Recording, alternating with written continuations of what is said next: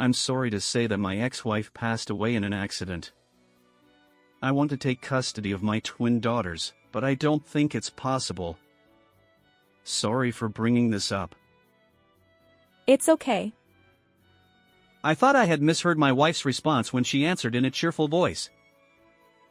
Huh, are you sure? That means we'll take care of 2 more children. It's okay. Bring them home with you. I wondered why my wife agreed to such a sudden request. She gave me the answer to my question. My name is Mason. It's been 2 years since I married my wife Victoria. I'm divorced and my marriage to Victoria is my second. The reason for my divorce was my ex-wife's infidelity. My ex-wife Natalie was outgoing and flashy, with many friends who had a sociable personality that was the opposite of mine. I'm a plain person, but Natalie liked that I worked for a famous company and had a decent career, so she married me. Natalie's approach to me before we got married was very aggressive, and I ended up marrying her. Life with cheerful Natalie was fun in its own way. I'm also grateful that Natalie gave birth to our twin daughters. Stella and Luna are treasures to me. When Stella and Luna turned 2 years old, Natalie suddenly told me, "Let's get divorced. I'm pregnant with someone else's baby." I couldn't keep up with Natalie's casual words at first. I remember being angry and shouting at her, not knowing what she was talking about.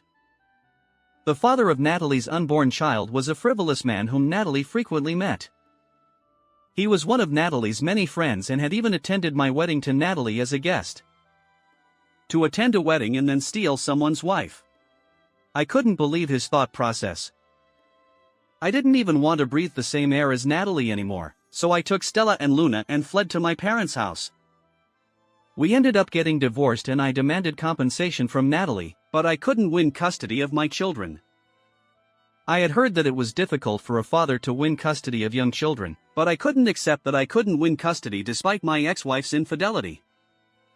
However, I couldn't overturn the decision, so I was allowed to see Stella and Luna regularly by paying child support.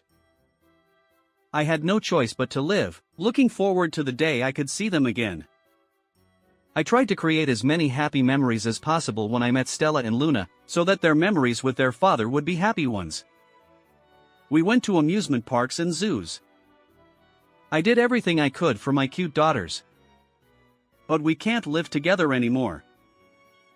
After returning the 2 of them to Natalie, I was riding the train home alone.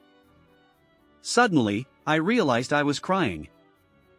My ex-wife was taken away from me, my daughters were taken away from me, and my heart was empty.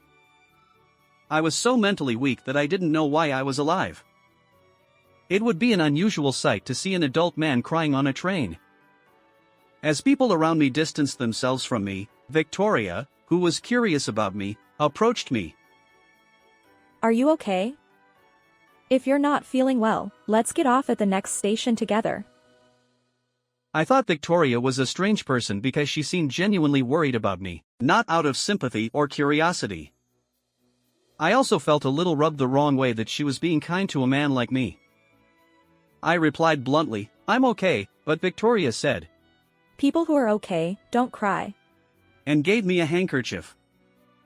She got off the train with me at the next station, even though she suggested calling a station attendant. We sat on a bench on the platform, and I told her about my pathetic situation. Victoria listened to me seriously and sympathetically, and I felt that she was a truly unique person. It's okay, Mason. This might be a dark time in your life, but brighter days will come. I was truly relieved by Victoria's words. I got her contact information under the pretext of wanting to wash the handkerchief and started meeting her frequently after that. Victoria, who was kind to everyone and always helpful, turned out to be a strange person the more I got to know her. I even suspected that she had some ulterior motive. But Victoria was not clever enough to hide anything, and sometimes she made clumsy mistakes and asked me for help. Mason, what should I do? I fell in love with Victoria, who was always asking for help like that. I proposed to her, saying, "Victoria is the one who brightened up my life. Please marry me." I will never forget the moment when Victoria smiled happily at my embarrassing proposal. I was able to see Stella and Luna regularly as usual. Even after I had a son named Alexander with Victoria, I kept seeing them. Victoria knew that I was paying child support and that I had twin daughters. I couldn't tell her when I went to see them, thinking that she would feel bad. I felt guilty and lied that I was going out with a friend, but Victoria smiled and saw me off, saying, Take care. One day, when I thought I had to tell her that I was seeing Stella and Luna regularly, I got a sudden message. Natalie passed away? The message was from Natalie's mother. My former mother-in-law, who sounded depressed, told me that Natalie had died in an accident. Natalie and her current husband, who was her affair partner, and their child, who was born between them, went on a trip by car and had a big accident, and Natalie, her husband, and their child died. My former mother-in-law said that my former father-in-law had gone to heaven early and that she was weak herself, so she couldn't raise Stella and Luna. The moment she said that if there was no one to take care of Stella and Luna, she would have to put them in a facility, I reflexively said, "I'll take them." My former mother-in-law thanked me, but right after I answered without thinking, I was overwhelmed by a sense of guilt that I had said something wrong. I was building a new family with Victoria and Alexander. There was no way this would be forgiven, I thought, and I decided to consult with Victoria. Actually, my ex-wife died in an accident.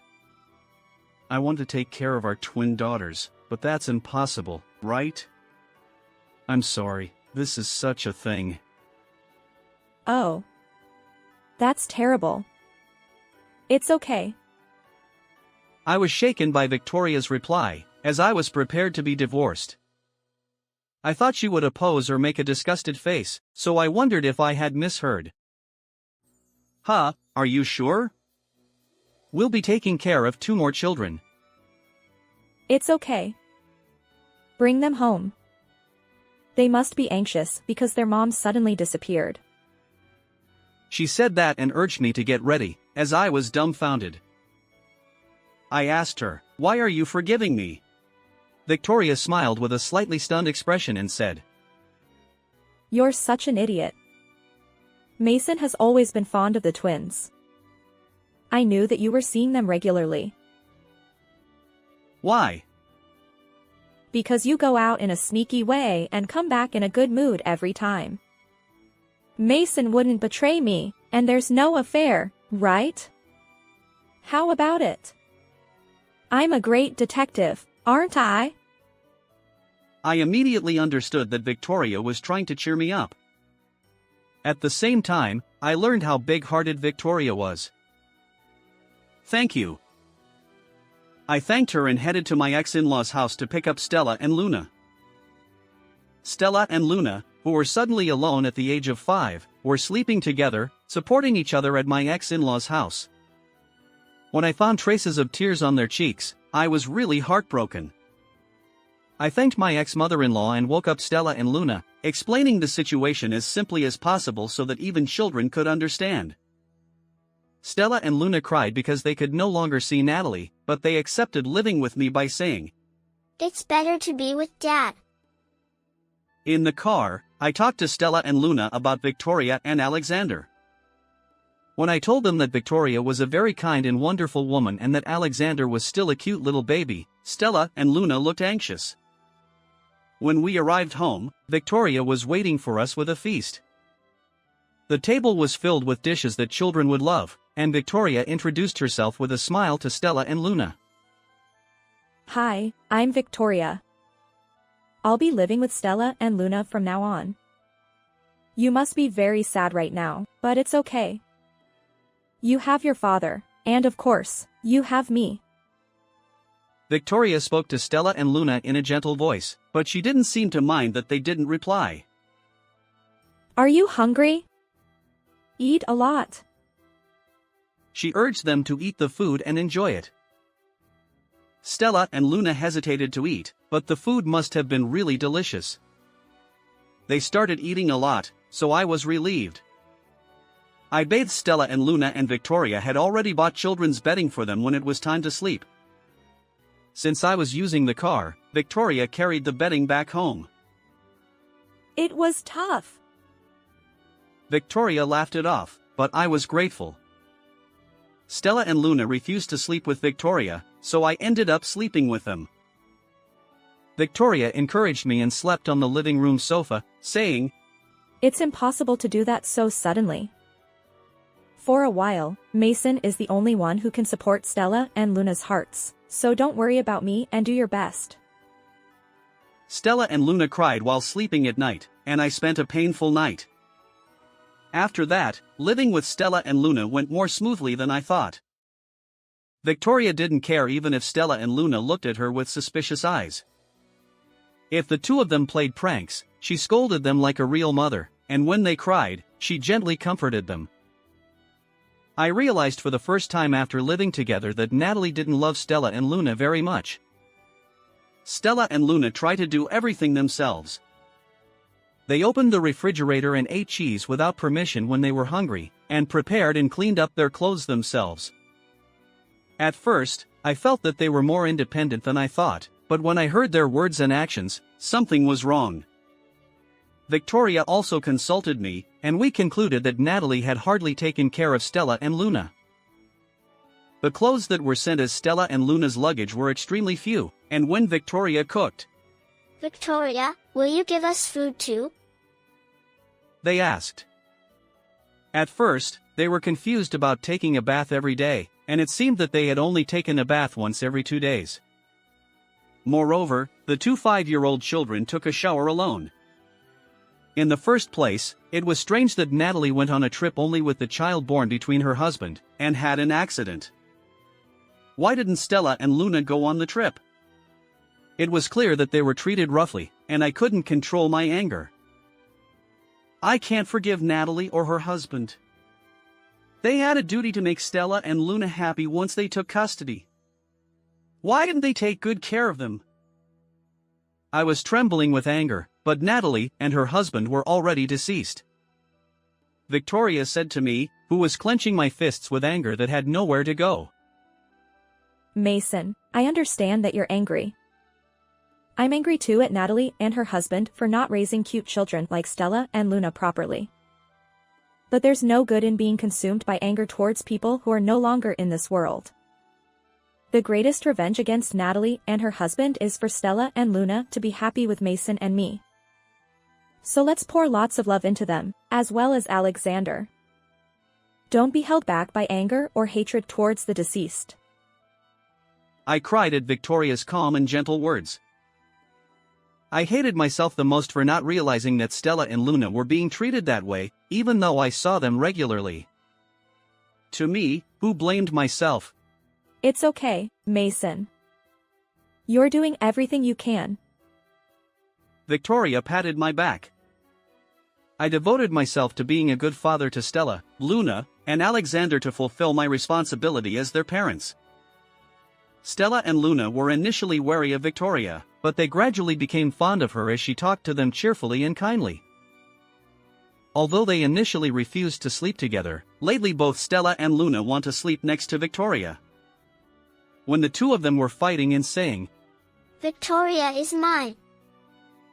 Victoria hugged them both at the same time and said, Don't fight, you two. I love you both, so it's okay. Victoria's "it's okay" was like magic. Victoria, who was always positive and cheerful and said it's okay no matter what, was a salvation for me, as well as for Stella and Luna. Stella and Luna have become 5th graders as time passed. During the school visitation day, Victoria and I laughed nostalgically at the memories. I remember presenting my feelings to my parents and my treasures. It seems that Stella and Luna's school requires them to write an essay on the theme of family for the school visitation day. I was a little worried that Victoria might feel uncomfortable if Stella and Luna wrote only about Natalie and her husband in their essay. If Stella and Luna wrote only about Natalie and her husband in their essay, Victoria might feel sad. I expressed my concern to Victoria, but she laughed it off and said, Even if Stella and Luna write only about Natalie and her husband in their essay, I won't mind at all. After all, for Stella and Luna, their life with the two of them was also happy. Isn't it a good thing? When you have twins, it's difficult to decide which class to visit on the school visitation day. It's a sad story for me, but both Stella and Luna said, I want Victoria to come. They competed fairly with each other by playing rock paper scissors to decide who would take Victoria. Stella won, and Luna was quite depressed, which made me quite sad. Don't you want to be with Dad? Dad loves Luna very much. I don't mind. I love Dad very much too. But I wanted Victoria to listen to me.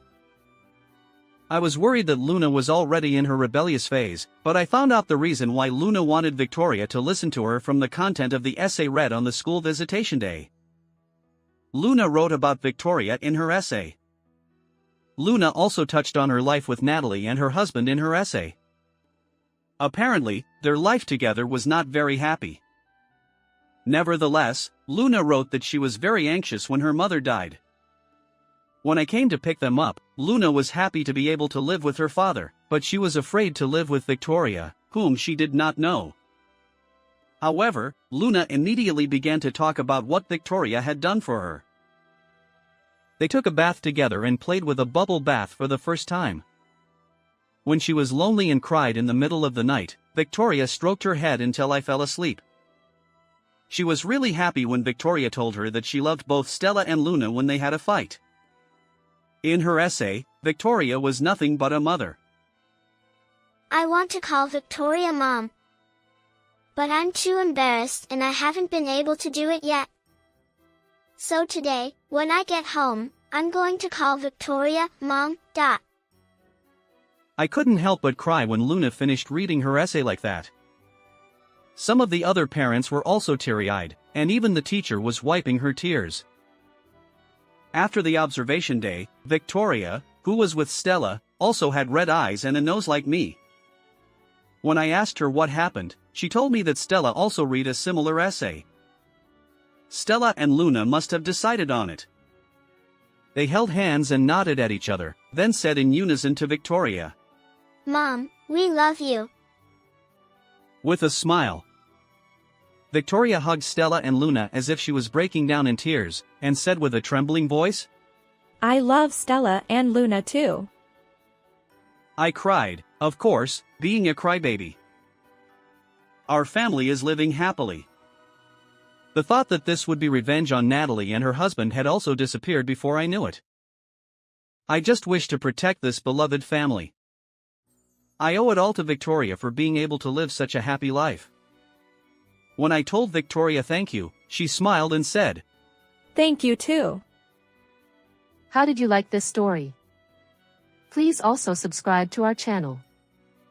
See you in the next video.